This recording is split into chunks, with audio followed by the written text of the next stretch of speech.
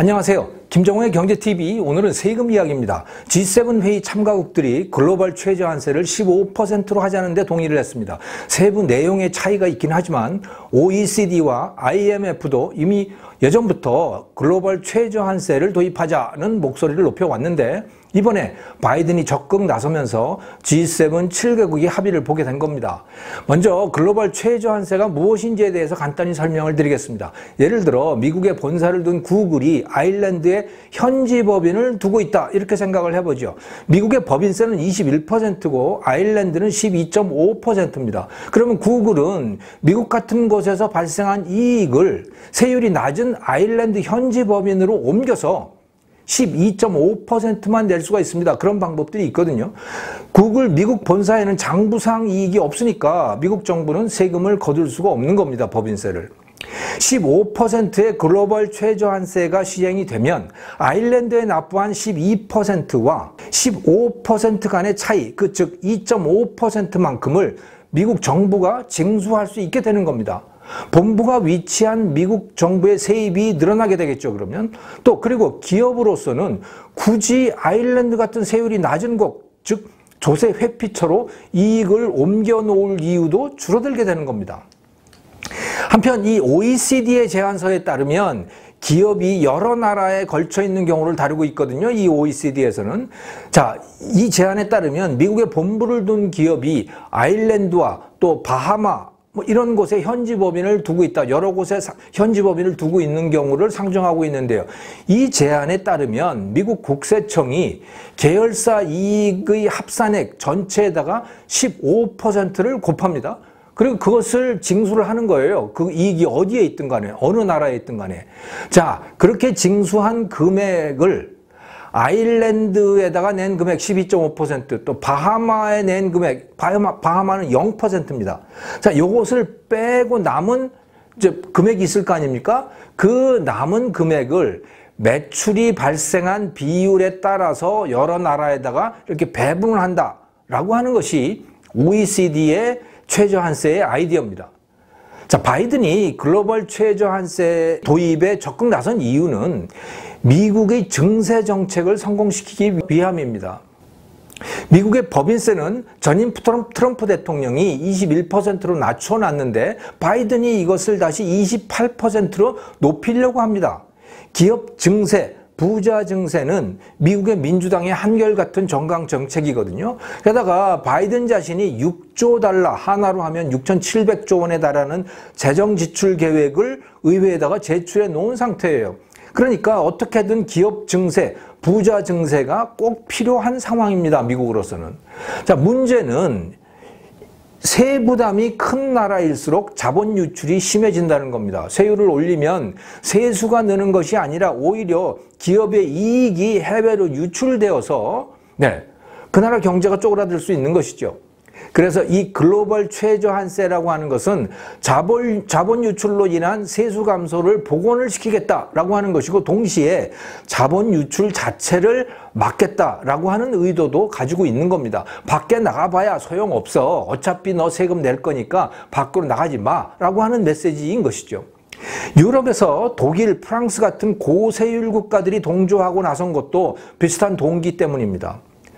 자본이 이 나라들에서 세율이 낮은 아일랜드, 룩셈부르크, 스위스, 몰타 같은 이 저세율 국가로 빠져나가기 때문에 골치가 아팠던 것이거든요. 그런데 바이든이 깃발을 들어주니까 이게 웬 떡이냐 하면서 같은 줄에 서게 된 것이죠.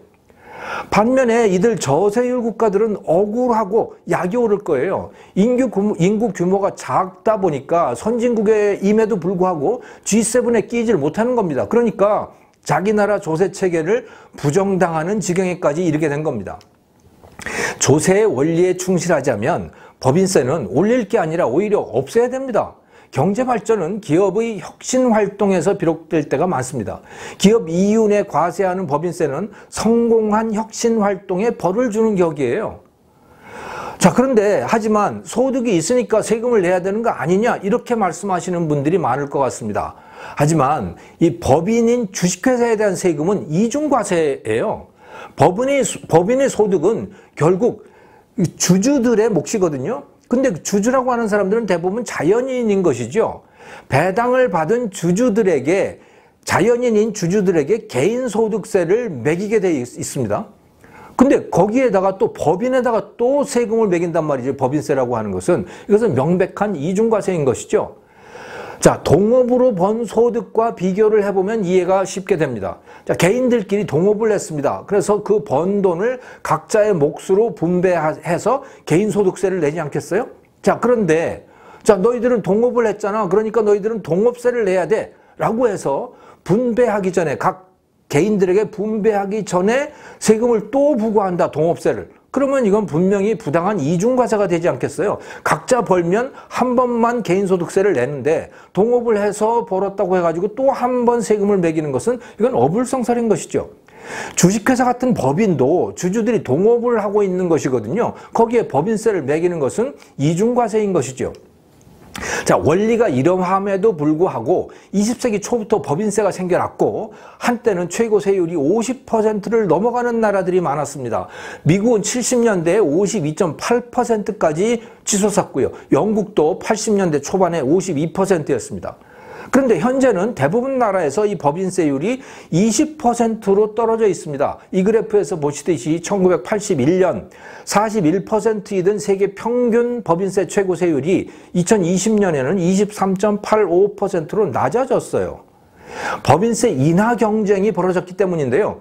1980년대 중반부터 자본시장의 글로벌화가 심화되면서 자본이 고세율 국가에서 저세율 국가로 이동을 하기 시작했던 겁니다. 그러다 보니 나라들마다 자본 탈출을 막기 위해서 또 투자 유치를 위해서 법인세를 낮추기 시작했던 겁니다.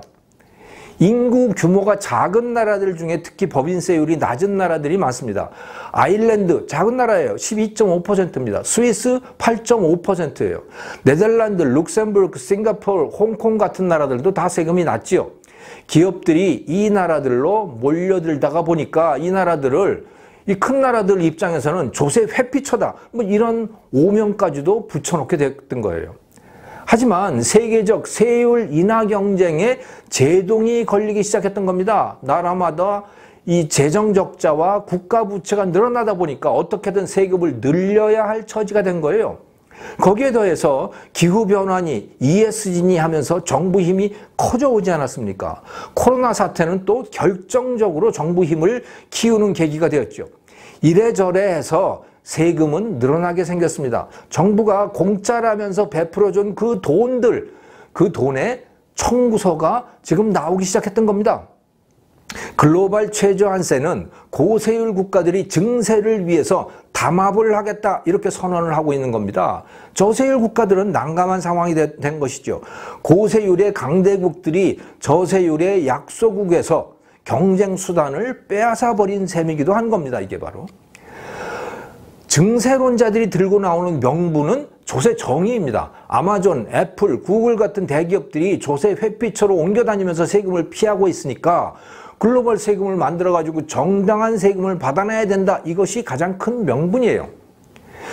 빅테크 기업들이 세금을 조금 내는 것은 사실입니다. 이 그림은 대표적 미국 기업들의 실효세율인데요. 전통적인 업종인 이 월마트, 이건 오프라인 기업이잖아요. 이 월마트는 34.5%를 세금으로 내고 있습니다. 그런데 테크 기업인 이 인터넷 위주의 기업인 애플은 14.9%, 마이크로소프트는 14.0%, 아마존은 13.8%예요.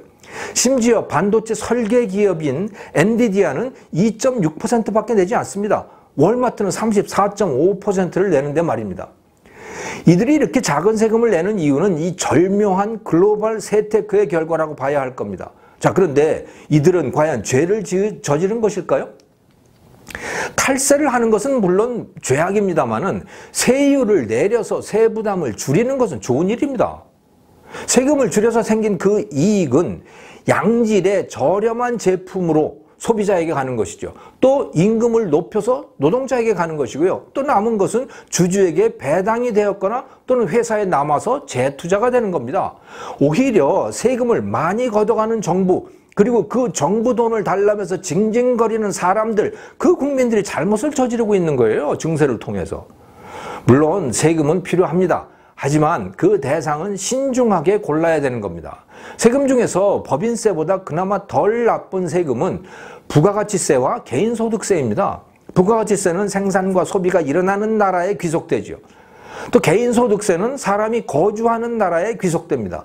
이 세금들은 비교적 왜곡도 적고 세수도 많이 발생을 합니다. 또 개인소득세는 사람들 간의 이 소득 격차를 줄이는 데에도 좋은 수단인 것이죠. 법인세는 이런 효과들이 다 없습니다. 그저 세수가 좀 늘어난다라고 하는 것인데, 네, 법인세는 매우 나쁜 세금이고 극력 피해야 하는 세금인 겁니다. 세금을 잘 고르는 것만큼 중요한 것이 세금의 징수 주체인 국가를 경쟁에 노출시키는 거예요.